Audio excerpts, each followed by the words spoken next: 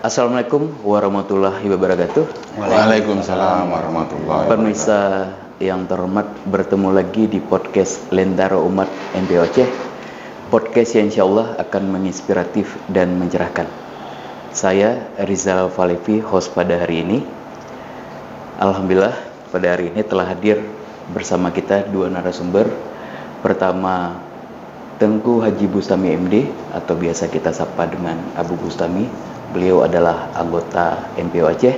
Dan yang kedua, Bapak AKP Winarto SH MH. Beliau Wakasat Reskrim Polresta Banda Aceh. Assalamualaikum Abu, Pak Winarto. Waalaikumsalam warahmatullahi wabarakatuh. Selamat datang di podcast Lentera Umat MPO Aceh. Pemirsa yang terhormat, sebelum kita lanjutkan perbincangan ini, mari kita saksikan bersama video berikut ini.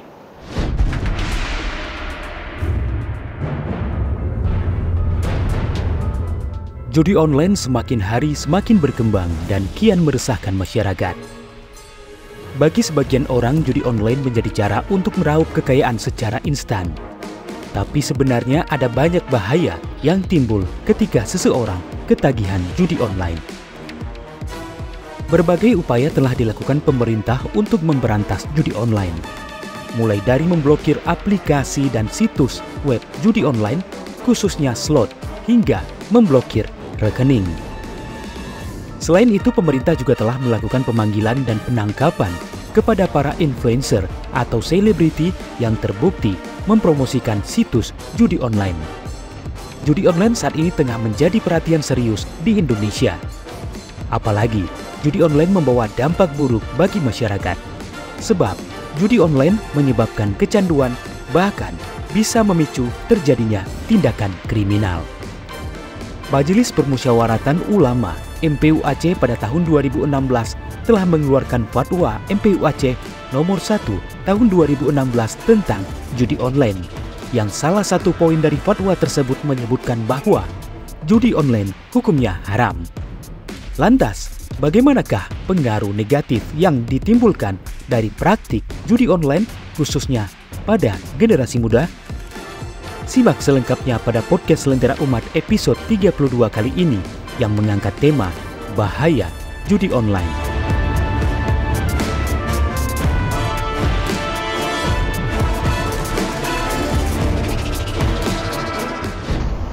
Abu dan Pak Winarto, pada kesempatan yang baik hari ini kami ingin mengajak Abu dan Pak Winarto berbincang-bincang terkait dengan judi online. Sebagaimana kita ketahui bahwa saat ini sedang marak-maraknya judi online di tengah masyarakat kita. Dan kita memang mengetahui bahwa pemerintah, terutama pihak berwajib, itu telah berupaya secara maksimal memberantas judi online di tengah masyarakat. Baru-baru ini kita juga dapat informasi bahwa Pusat Pelaporan Transaksi Keuangan atau PPATK menginformasikan bahwa ada hampir 2,3 juta penduduk Indonesia yang terlibat dalam judi online. Kementerian Komunikasi dan Informatika juga sudah berupaya secara maksimal memblokir situs-situs online. Kementerian Komunikasi dan Informatika malah sudah memblokir hampir 800 ribuan situs yang terindikasi online. Namun situs-situs ini masih tetap bermunculan karena memang situs-situs ini berasal dari luar negeri, ada dari Filipina, Vietnam, dan lain-lain. Dan reaksi positif masyarakat Indonesia juga mengambil reaksinya begitu positif, dan semakin banyak yang terlibat dalam judi online ini. Terutama yang lebih menyedihkan adalah generasi muda. Bagaimana menurut Abu Bustami terkait dengan fenomena ini? Silakan Abu. Baik. Assalamualaikum warahmatullahi wabarakatuh. Waalaikumsalam warahmatullahi wabarakatuh. Alhamdulillah wassalatu wassalamu ala Rasulillah wa ala alihi wa sahbihi wa mawala amma ba'd. Puji syukur kita kepada Allah Subhanahu wa taala. Salawat dan salam kepada junjungan alam Nabi besar Muhammad sallallahu alaihi wasallam, pada keluarga dan para sahabatnya sekalian. Ya, pertama terima kasih atas kesempatan pada pertemuan kali ini ya, dengan tema kita tentang bahayanya judi online. Sebagaimana sudah kita maklum bersama bahwa kalau hukum judi ini bukan sesuatu yang tersembunyi bagi siapa saja. Iya, Bu. Jadi sama halnya kalau kita sudah Islam tahu sembahyang itu wajib. Jadi kalau yang Muslim itu juga tahu kalau judi itu bahwa haram. Nah, semuanya tahu. Dan juga bahayanya judi juga sebahagian besar juga tahu. Bahkan sebelum Islam pun datang, persoalan judi ini sudah muncul dan dampak-dampak negatifnya pun juga sudah terjadi. Jadi semua orang memakluminya. Hari ini yang perlu kita bina, kita tekankan para generasi bagaimana mereka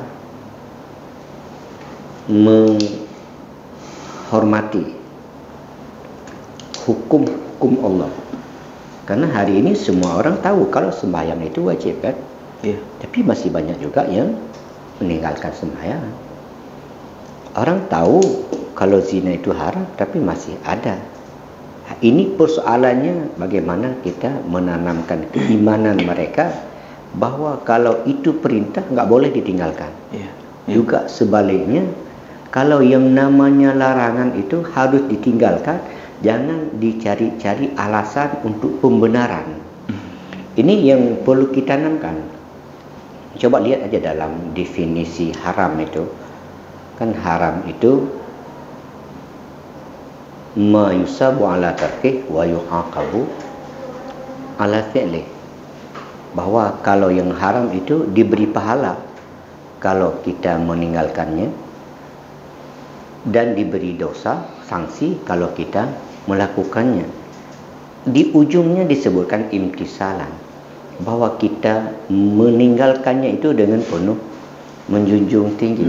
Ini yang paling masih kurang. Karena kurang imtisalan, kita melaksanakan ini bukan karena takut apa-apa, tapi menjunjung tinggi perintah. Mungkin kita kalau kita bawahan melaksanakan perintah atasan, bukan hanya sekedar tugas, tapi kita sangat menghormatinya. Jadi kalau ini yang kita tanamkan, insya Allah. Jadi hari ini tidak terbentuk kepada generasi-generasi kita sekarang. Mereka ingin yang instan, dapat uang tanpa kerja, nggak perlu capek-capek. Padahal dalam Al-Quran jauh-jauh hari telah disebutkan dalam surah Al-Ma'idah ayat 90. Bismillahirrahmanirrahim. Ya ayyuhalladzina amanu innamal khamru wal maisiru wal ansabu wal azlam rijsum min amali syaitan fajtanibuhu la'allakum tuflihun. Hai orang-orang yang beriman, jauhkan khamar. Nah, itu yang pertama, khamar. Wal maisir, kemudian nomor 2 judi. Wal ansab, nah, itu berkorban untuk berhala. Wal azlam, itu juga bertaruh dengan lewat panah kalau dulu. Karena semuanya itu rijsun, itu perbuatan yang keji dan termasuk daripada tipu daya syaitan. Fajtanibuhu, tinggalkan, jauhkan. Jadi di sini bukan disuruh tinggalkan, jauhkan. Kayak zina juga. Jauhkan, jangan sekali-kali kita mencoba mendekat ke sana. La'allakum tuflihun. Nah, di ujung ayat ini coba kita lihat. Mudah-mudahan kamu mendapat kemenangan. Ternyata kemenangan itu tidak ada pada judi, tidak ada pada minuman. Kemenangan yang hakiki. Dan telah terbukti bahwa siapa saja yang terlibat dalam judi, justru bukan kesenangan, kemenangan yang ia peroleh, justru harta yang ia miliki sebelumnya, mungkin warisan dari orang tua, semuanya habis. Jadi sudah ditegaskan dalam Quran, kalau ingin mendapat kemenangan dunia dan akhirat, hindari daripada yang namanya khamar, hindari daripada judi. Enggak ada di sana memang. Iya. Kalau memang ada kan enggak disebut. Seperti puasa, la'allakum tattaqun. Kalau ingin cari takwa, laksanakan puasa sebanyaknya. Kalau ingin mendapat kemenangan, ada pada meninggalkan judi. Nah, kenapa judi ini dilarang? Karena siapapun kalau bermain judi duduk, kalau dulu kan berjudi ini harus cari tempat kan, di dalam hutan mungkin masih sulit cari tempat dan harus sembunyi-sembunyi nanti didapat oleh polisi kan. Sekarang kan tidak, tinggal di rumah, HP. di dalam kamar main HP. Nah, dah dalam hitungan menit kita bawa uang satu koper, hilang hanya dalam hitungan menit. Akhirnya timbullah perasaan yang tidak enak. Bagaimana uang ini harus kita ambil kembali. Main lagi, adik dia taruh semuanya, tanah dan segala macam. Enggak dapat juga, punya niat yang jahat. Bagaimana uang diambil kembali? Niatlah untuk rencana untuk membunuh dan segala macam. Ini yang ditimbulkan. Nah, bahkan akhirnya karena banyak utang, kadang-kadang berhutang karena mengharap akan menang. Iya. Akhirnya nggak sanggup lagi, dia bunuh diri seperti yang terjadi beberapa hari ke belakang. Maka itu mungkin sebagai awal dari dialog kita pada hari ini, bahwa tidak ada kemenangan di sana. Lantas kenapa juga ini terjadi di tengah-tengah masyarakat? Mungkin itulah bimbingan agama yang kurang kepada generasi kita hari ini. Mungkin ini yang perlu kita tanamkan bersama-sama, pertama di dalam keluarga, karena nggak mungkin kita jangkau semuanya. Yang paling penting itu dalam rumah tangga, harus dipesan setiap saat kepada anak-anak bahwa ini dilarang dan tidak ada keuntungan. Kita harus berikan penjelasan seluas-luasnya, dampaknya, biar mereka yakin. Di saat mereka punya keyakinan, mereka akan mencoba untuk menghindar. Yang itulah terlibat mungkin akan mencoba untuk berhenti. Mungkin itu sekilas dari saya. Baik, Pak Winarto, terkait dengan maraknya judi online selama ini, apa saja yang telah dilakukan pihak kepolisian dalam memberantas judi online ini? Silakan, Pak. Terima kasih. Selamat pagi. Assalamualaikum warahmatullahi wabarakatuh. Waalaikumsalam warahmatullahi wabarakatuh. Terima kasih atas undangannya untuk kami dari Polresta Banda Aceh. Kebetulan pimpinan lagi ada berhalangan, jadi saya mewakili. Jadi fenomena yang terjadi di Banda Aceh khususnya marak, karena itu kan penyebabnya sebetulnya apa yang sudah dilakukan oleh pihak kepolisian. Pihak kepolisian sendiri sih ada program tentang sosialisasi ke warung-warung kopi, himbauan-himbauan, dan juga di sini dari fungsi teknis Bimas juga dengan melakukan sebagai pembina upacara di situ untuk di situ juga kita sisipkan bagaimana bahayanya judi, khususnya untuk judi online untuk generasi-generasi muda. Karena sekarang kalau kita mencegah dari langsung dengan teknologi gadget yang sangat canggih, otomatis kita memerlukan perbuatan yang sangat-sangat intensif, apalagi di warung kopi cukup banyak, khususnya di Banda Aceh ini kan gitu ya. Dengan cara-cara seperti itu kami ya ke sekolah-sekolah sosialisasi, membuat spanduk gitu, bahaya-bahaya online. Nah, karena apa?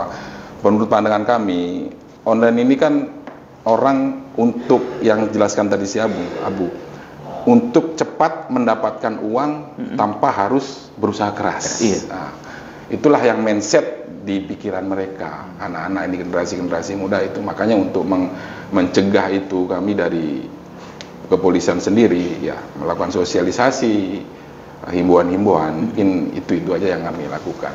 Terima kasih. Abu Bustami, terkait dengan judi online ini, MPU kita kan juga sudah mengeluarkan fatwa MPU tentang judi online. Apa dasar keluarnya fatwa MPU tersebut, dan apa yang diharapkan oleh MPU terkait dengan fatwa nomor 1 tahun 2016 itu? Baik. Bahwa seperti yang kita jelaskan tadi, kalau persoalan judi haram mungkin semua sudah tahu. Tapi karena sudah begitu maraknya, sehingga MPU perlu membuat satu fatwa agar masyarakat tahu. Masyarakat itu tahu bagaimana dampak bahayanya judi. Nah, paling tidak kalau sudah ulama yang berbicara, mungkin sebahagian masyarakat kita akan lebih memikirkan, walaupun tidak langsung berhenti. Nah, ini bagaimana kita sudah terlibat, ternyata ini haram. Karena memang untuk memberhenti dari suatu kebiasaan itu tidak mudah. tidak semudah membalik telapak tangan. Paling tidak kita berharap mereka sudah tahu bahawa ternyata hukum judi ini diharamkan dalam agama, jelas-jelas di dalam ayat, dan ada solusi. Fajtanibuhu, jauhkan. Enggak ada diberikan kesempatan sedikit pun. Kalau kamu memang ingin bahagia, ingin ketenangan. Jadi ini yang harus kita berikan penjelasan biar mereka bisa merenungkan. Karena begini, setiap pandangan yang kita sampaikan, jangan langsung kita berharap mereka berubah seketika, tidak. Yang penting mereka mau mendengarkan dulu informasinya. Dan mereka nanti bisa merenungkan bahawa ternyata yang disampaikan ini benar. Mereka sendiri sudah mengalami bahawa mungkin 10 kali dia bermain, 1 kali mungkin menang. Dan apalagi seperti penjelasan yang baru-baru ini kita dengar, memang itu sudah dikondisikan. Tidak ada yang menang. Hanya 1-2 menang, itu memang disengaja untuk menarik di awal-awal. Di awal-awal saja. Di awal-awal saja. Setelah itu tidak ada lagi, kemenangannya tidak ada. Jadi kita berharap dengan ada fatwa ini, mereka sudah tahu. Kalau sebelumnya mungkin dengan lewat ceramah-ceramah biasa ataupun lewat bukan orang yang mereka hormati, ini dan ulama yang bicara, ada ayatnya, ada hadisnya, dan ini memang ijma ulama yang tidak boleh diingkari. Jadi mereka bisa mikir-mikir, bisa merenung. Suatu saat mereka akan berubah, walaupun tidak berubah seketika. Itu yang kita harapkan. Karena banyak juga di antara saudara-saudara kita yang terlibat di dalam judi, akhirnya mereka sadar juga. Karena gini, setelah kapok, biasa mereka akan ingat guru, ingat apa yang pernah mereka dengar di dalam khutbah. Sering juga, dulu pernah saya dengar seperti ini, ternyata benar ya. Jadi mau tidak mau saya harus berhenti. Jadi berharap seketika tidak, tapi kita berharap informasi ini disampaikan, biar mereka tahu, nanti mereka akan meninggalkannya. Dan yang kedua, selain daripada ini merupakan kewajiban MPO menyampaikan ini kan amar ma'ruf nahi mungkar, kita juga kan ini jihad juga. Mungkin kita berjihad hanya dengan menyampaikan hukum. Adapun pelaksanaannya nanti kita kan ada pemerintah, di sini ada polisi, kepolisian kan. Nah, kalau kita kan bisa menyampaikan biar mereka yakin. Kalau mereka sudah yakin, polisi pun akan lebih mudah. Kan sering kita kan berkolaborasi kan, sering harus kerjasama. Ini harus Abu yang sampaikan. Kalau kami sampaikan, walaupun benar orang enggak dengar kan gitu. Kadang-kadang memang harus terlibat, kita harus kerjasama menginformasikan kepada masyarakat tentang memang hukum wajib disampaikan. Kita melepaskan tanggung jawab juga dengan Allah. Kalau tidak kita sampaikan, kita juga berdosa. Dan juga untuk menambah keyakinan dikala pihak-pihak pemerintah yang lain sedang mengkampanyekan bahwa ini harus ditinggalkan. Tergantung hari ini bagaimana. Tentu saja dengan fatwa ini saja tidak cukup, mengingat mereka sudah terlalu asik, sudah terbiasa dengan judi ini. Perlu ada sanksi, kan semuanya ada sanksi. Al-haqqu bila nidhamin yaghlibul batil bin nidham, kan, bahwa kebenaran tanpa ada aturan itu, ada sanksinya, juga akan kalah. Harus tetap ada. Tapi sanksi itu, sekali lagi, sanksi bukan untuk dipraktek sebenarnya. Lampu merah bukan untuk menghambat, tapi justru untuk menyelamatkan. Kan gitu. Sanksi bukan untuk dipraktek, tapi sanksi ini untuk agar mereka terhindar. Kalaupun mereka jatuh, terpaksa sanksi ini harus diberi. Tentu saja sesuai dengan tingkat kesalahan mereka, agar mereka sadar, kan gitu. Agar mereka sadar. Mungkin salah satu ini yang ingin kita capai dari fatwa ini. Dan juga kita berharap nanti kepada pemerintah bagaimana dengan segenap upaya, mungkin apa solusi yang paling bagus. Seperti Bapak Winarto katakan tadi, sulit juga karena ini online. Jadi apa solusinya? Karena ini mereka di warung-warung. Ini kan malam-malam warung-warung mereka hanya mencari wifi gratis. Apakah ini yang barangkali sulitnya yang harus kita hentikan? Para pengusaha warung, jangan lagi umpamakan, jangan lagi disediakan wifi gratis. Memang wifi ini ada manfaat, tapi juga ada ada mudarat umpamanya kan. Umpamanya. Adapun kita batas jam penggunaan wifi-nya. Jadi paling tidak sudah tertekan ya, angkanya tertekan. Wifi-nya dibuka sampai jam 10. Di atas jam 10 tidak lagi dibuka wifi-nya. Nah, siapa yang mau kerja, mungkin ada mahasiswa yang mau kerja baru kuliah, cepat-cepatlah. Di atas jam 10 wifi-nya ditutup. Mau minum saja. Jadi mereka harus gunakan data, nggak ada uang. Jadi paling tidak udah akan terhenti. Mungkin itu salah satu langkah-langkah yang harus kita tempuh. Pak Winarto, terkait dengan sanksi yang Abu Bustami sampaikan tadi, bagaimana ketegasan hukum kita terhadap pelaku judi online? Karena ini memang butuh ya, Abu Bustami, sanksi. Betul. Gimana? Silakan.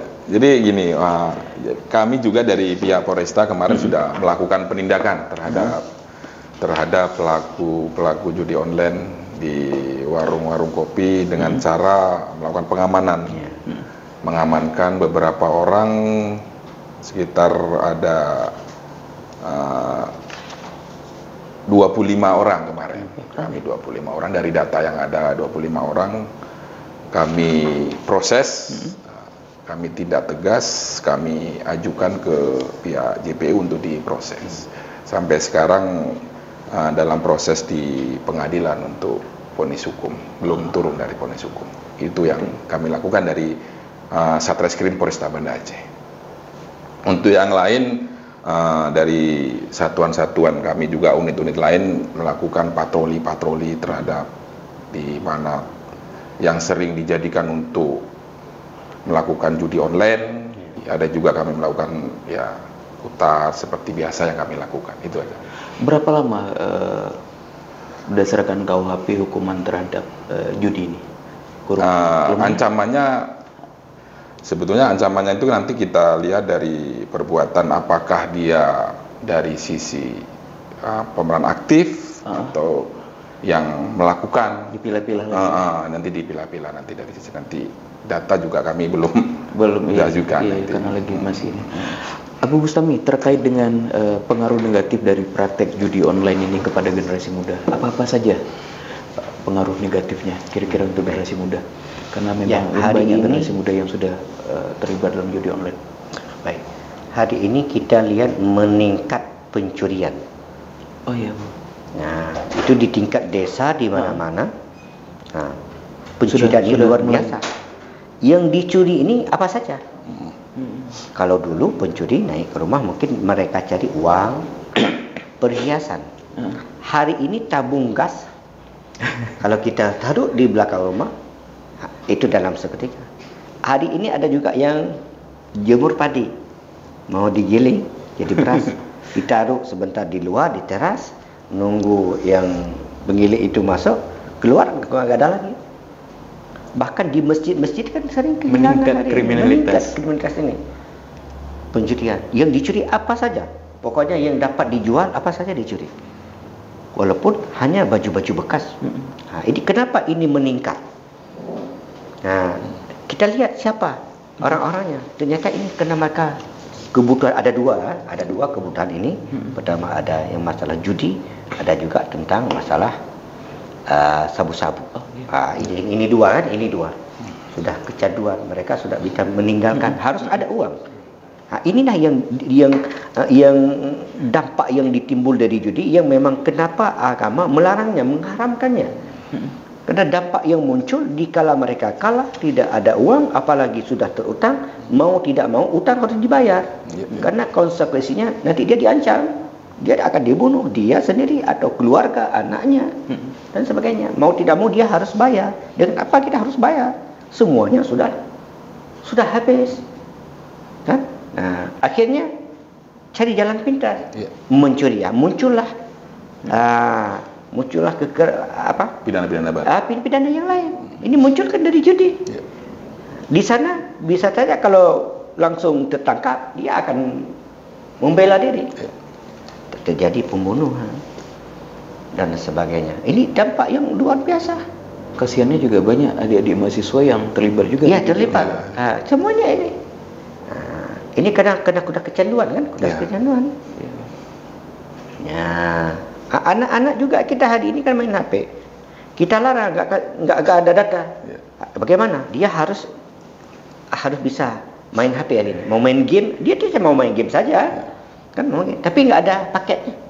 Iya. Kita nggak kasih pemain, nggak kasih uang. Nah, akhirnya apa yang terjadi? Mungkin untuk tingkat anak-anak, mau curi-curi kelapa orang lah, telur ayam dan sebagainya. Untuk mendapat juga data hanya dengan bermain game. Itu belum naik kepada tingkat judi. Apalagi nanti kalau ada satu di antara yang sudah pernah terlibat, ini paling bahaya juga. Kalau tadi kan di warung kopi Pak kan, hari ini juga di kampung-kampung itu anak-anak malam kumpul, kumpul di tempat-tempat tertentu sampai jam larut malam. Jadi kita sudah memantaunya. Memang kecanduan yang luar biasa. Nah, mungkin ini dampaknya sangat banyak. Dari judi tadi, mereka akan mencuri dan mereka akan membunuh. Sampai segitunya. Sampai ke sana kan. Dikala nggak dapat membunuh. Kalau bukan membunuh orang ya bunuh diri. Sudah ada jalan lagi akhirnya karena dia terancam, lebih baik dia bunuh diri. Bahkan keluarga akan berantakan. Mencurinya nggak mesti di luar. Mungkin perhiasan istri, uang anak. Itu pun akan dicuri. Jadi dampaknya pertama dia akan mencuri, membunuh orang, dan kehidupan rumah tangga tidak akan, termasuk kekerasan dalam rumah tangga. Dalam rumah tangga. Baik. Abu Bustami dan Pak Winarto, terima kasih atas kesempatannya bincang-bincang pada hari ini. Pemirsa yang terhormat, dengan selesainya diskusi kita tadi dengan Abu Bustami dan dengan Bapak AKP Winarto SHMH, maka selesai sudah podcast kita hari ini. Namun di sesi terakhir podcast kita dapat kita simpulkan dari hasil diskusi kita tadi bahwa pemerintah dan aparat penegak hukum telah berupaya secara maksimal untuk melakukan penanggulangan judi online secara maksimal. Namun kita sebagai masyarakat harus juga berpartisipasi aktif dalam membantu pelaksanaan program pemberantasan judi online ini. Minimal melakukan pengawasan dan segera melapor ke pihak berwajib apabila ada terindikasi kegiatan perjudian di lingkungan kita masing-masing. Yang kedua, MPU Aceh telah mengeluarkan Fatwa MPU nomor 1 tahun 2016 tentang judi online, di mana dalam fatwa tersebut antara lain menetapkan bahwa hukum judi online itu adalah haram. Dan dalam fatwa tersebut MPU Aceh juga mengeluarkan tausiah yang isinya pertama, MPU Aceh meminta kepada pemerintah agar melakukan sosialisasi secara intensif terkait dengan bentuk dan bahaya negatif dari judi online. Kedua, pemerintah diharap mengawasi penggunaan teknologi media internet. Yang ketiga, pemerintah diminta untuk dapat memblokir situs-situs porno dan situs-situs yang terindikasi melakukan perjudian. Yang keempat, pemerintah diminta dapat bertindak tegas terhadap pihak-pihak yang terlibat dalam perjudian. Dan terakhir, yang kelima, MPU mengharap kepada masyarakat agar berproaktif mengawasi dan segera melapor kepada masyarakat apabila melihat kegiatan perjudian. Demikian podcast kita pada hari ini.